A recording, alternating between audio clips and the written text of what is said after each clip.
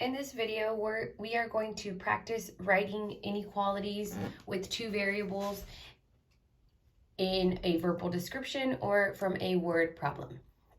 So here are a few key words that you want to recognize in your word problems in order to identify which inequality symbol you need to use. So for your less than symbol, you're going to see is less than or is fewer than. For your greater than symbol, you're going to see is more than or is greater than. For your less than or equal to symbol, is less than or equal to, at most, at the very most, if not anything less than it, no more than, maximum, budget, or up to. For your greater than or equal to symbol, you're going to see is greater than or equal to, at the very least, if not anything more, no less than, and minimum. So this will be helpful when you are writing your inequalities and looking for those key words in each of your word problems. So I'm going to move to example number 1. In example number 1, a student is ordering a flower arrangement. She can choose any combination of roses and carnations for her flower arrangement, and she does not want to spend more than $30. So there's your key phrase here. She does not want to spend more than $30. If roses cost $3 each, that's key information right here. Carnations cost $2 each. Write an inequality that represents all possible combinations of X roses and Y carnations. So they automatically identify our variables for us. That doesn't happen every time, so that's the first thing you need to identify in each of your word problems, your variables. So X represents roses, Y represents carnations.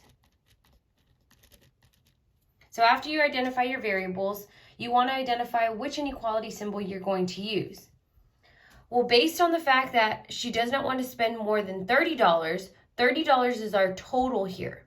So you want to go back and look at your symbols. She doesn't want to spend any more than $30. So she can spend $30 or anything less than it. So $30 is like a budget. Anything less than $30, exactly $30 or anything less than it, and no more than $30. So here, our inequality symbol is going to be,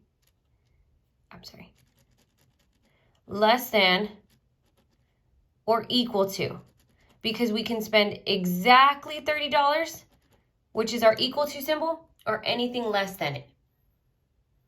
So if our roses cost $3 each, that's going to be represented with our variable each, per, each, every. So that's our 3x. And carnations cost $2 each. We're using y for carnations, so 2y.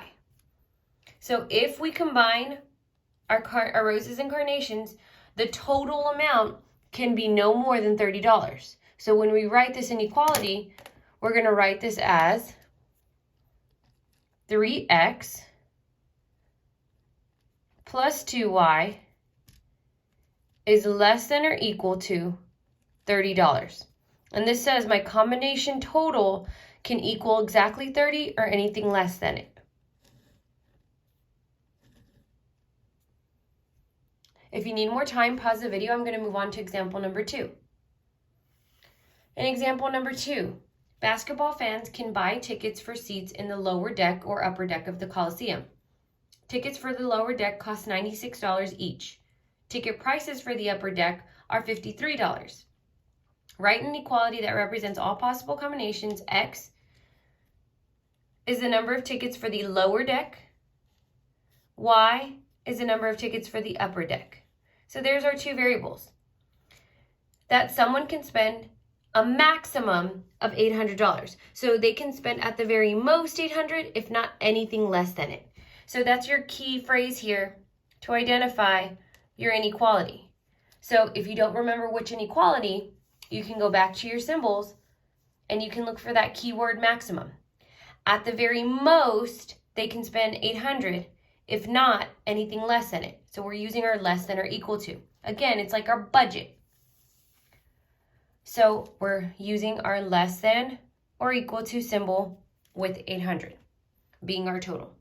So again, identify your variables. X are your upper deck tickets. Oh, X are your lower deck tickets.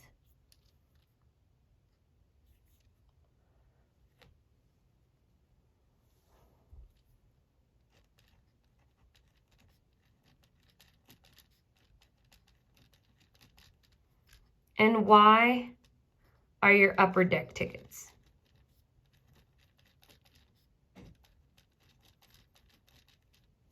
So in order to write an inequality, if your tickets for the lower deck cost $96 each, that's going to go with X, 96X. The tickets for the upper deck are 53, so 53Y. Again, per, each, every, they go with our variables. And then at the max, we can have $800 to spend. So it's going to be 96X plus 53Y is less than or equal to 800 because that's the maximum amount I can spend, if not anything less than it.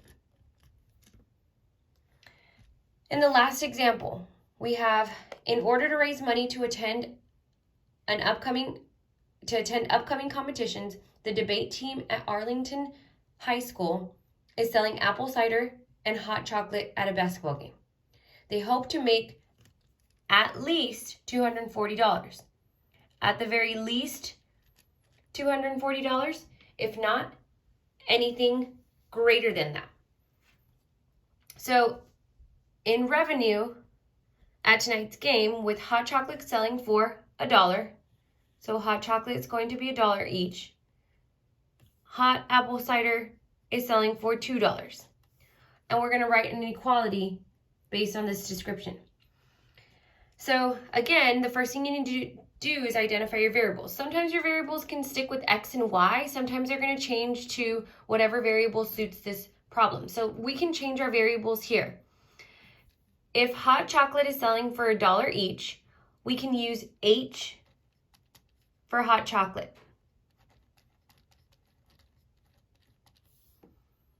If hot apple cider is selling for $2, we can use A for apple cider.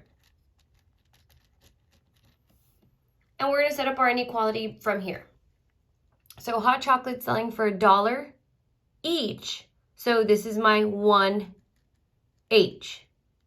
Hot apple cider is selling for $2. So this is my 2A. So I'm going to set this up as 1H or just H. 1H is the same thing as just H. Plus 2A. And when I read this piece right here that tells me at the very least $240, they want to make at least $240, if not anything more than that. So that's going to be your greater than or equal to symbol. And again, you can come to your inequality vocabulary key, and at the very least, if not anything more, is going to be our greater than or equal to symbol. So at least will be a greater than or equal to symbol. So if I combine these, I want to make at the very least $240, if not anything more than it. So I use a greater than or equal to symbol. And now you're going to practice on your own.